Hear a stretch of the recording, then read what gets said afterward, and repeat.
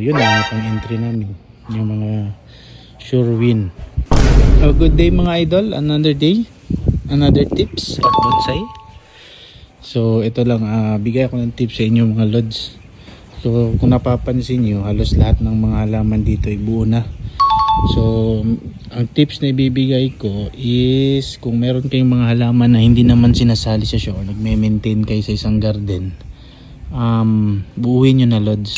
Huwag nyo nang, sa amin hindi na namin pinapalaki yung branch, kinukuha yung tapering.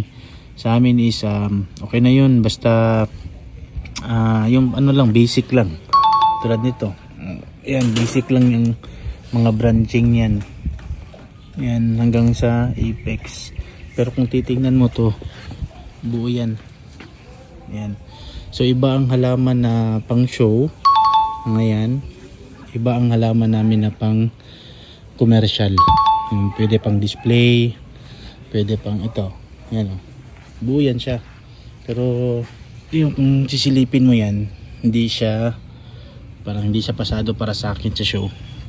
Hindi siya pang show.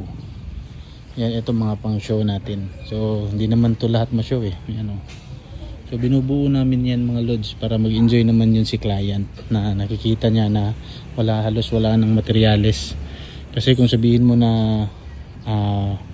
pang show na mga halaman, meron din naman tayong mga panglaban. Ito pwede itong ilaban, pero sa susunod pa kasi ang show yan pwede na, kasi kung ilalaban-laban namin yan, ilang tugas lang yung entry namin sa isang show. So yun na lang yung pang entry namin, yung mga sure win. Ito commercial lang ito. Yan, lilit mga sanga eh, compare mo sa mga halaman na pangdiinan. Layo. Ito mga malalaki mga sanga. So yan lang. So ito, tulad nito, tiyan mo, buo yan, sarap tingnan, sarap sa mata, pero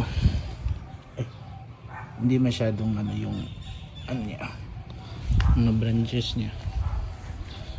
Ayan. So yung mga iba pwede namin ibebenta kung gustong i-out, and at least buo lahat, di ba? Sarap sa mata tingnan.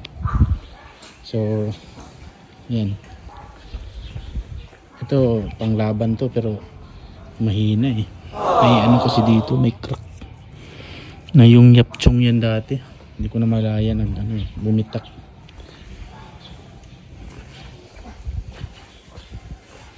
So nagsuspray na si Janjan ng Kibester para sa maintenance ng hibiscus, kasi dadami ang aphids.